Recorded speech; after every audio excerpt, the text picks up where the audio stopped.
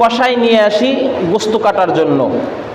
আমরা সেখানে আর একটা ভুল করি, আমরা অনেকেই আছি যে কষাই যারা থাকবে, কষাই বলতে যারা গোস্ত কাটবে, আমরা কি করি, আমাদের এলাকার কিছু মানুষদেরকে ডেকে আনি যে আসো আমার গরুটা জবাই করে দাও, আমার গরুটা একটু কেটে দাও, গোস্তটা কেটে দাও। মানুষগুলো আসে, আসার পর কী করি আমরা, গোস্ত যখন কাটা হয়ে যায় তখন ওই গোস্ত থেকে তাকে কিছু পারিশ্রমিক হিসাবে গোস্ত দিয়ে দেই। এটা দিয়ে করে কিনা জানি না আমি, পারিশ্রমিক হিসাবে গোস্ত দিয়ে দেই। এটা করা যাবে না।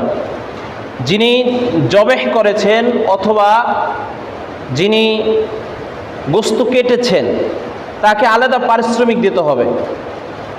আর গোস্ত যদি সে যদি গোস্তের হকদার হয়, অর্থাৎ সে যদি গরিব হয়, অন্য গরিবদেরকে যেভাবে গোস্তটা দিচ্ছেন তাকেও ঠিক এভাবে দিবেন, কিন্তু তাকে পারিশ্রমিক হিসাবে গোস্ত দেওয়া যাবে না। তাকে পারিশ্রমিক হিসাবে অবশ্যই টাকা দিতে হবে, তাকে অবশ্যই তার পারিশ্রমিক হিসাবে অর্থ দিয়ে তাকে বিদায় করতে হবে। এরপর গোস্ত দেয়া না দেওয়া সেটা পরের বিষয়।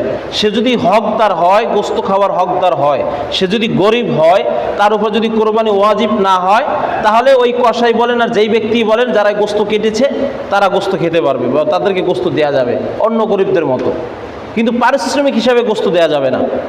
আমরা এটা অনেকই করি। আবার অনেক কসাই কি করি, অল্প টাকায় আমরা আসি যে আমাকে 300 টাকা দিলেই হবে, কিন্তু সাধারণত সে পায় হচ্ছে 500 টাকা, কিন্তু অনেকে আমরা কি করি 300 টাকা দিয়ে চলে আসি। কারণ আমার মনের ভিতরে পুরো দৃঢ় বিশ্বাস আছে যে আমি যদি 300 টাকা দিয়েও যদি আমি তার গরুটা কেটে দেই তাহলে আমাকে সে গোস্ত দিবে, গোস্ত দিয়ে পোষাই ফেলবো। এরকম নিয়ত করে যদি আসে তাহলে হবে না। আপনি যারা কোরবানি করব, যিনি গরুর মালিক হবেন, মানে যিনি পশু জবাই কোরবানি করবেন, সে আগেই শর্ত করতে হবে, ভাই তুমি এত টাকা যদি আসতে পারো আসো, আমি কিন্তু তোমাকে গোস্ত দিতে পারবো না। এই নিয়ত মানে এই কথা বলে তারপর তাকে আসতে হবে, আনতে হবে। যদি গোস্ত দিব, আসো, তোমাকে গোস্ত একটু বাড়িয়ে দেবো, নে এত টাকাই রাখো, সমস্যা নাই, তোমাকে আর একটু গোস্ত দিয়ে দেবো, নে, এই সমস্ত কথা বলে আনলে কোনো কাজ হবে না, এটা বৈধ হবে না। আমরা এই বিষয়ে সতর্ক থাকবো ইনশাআল্লাহ।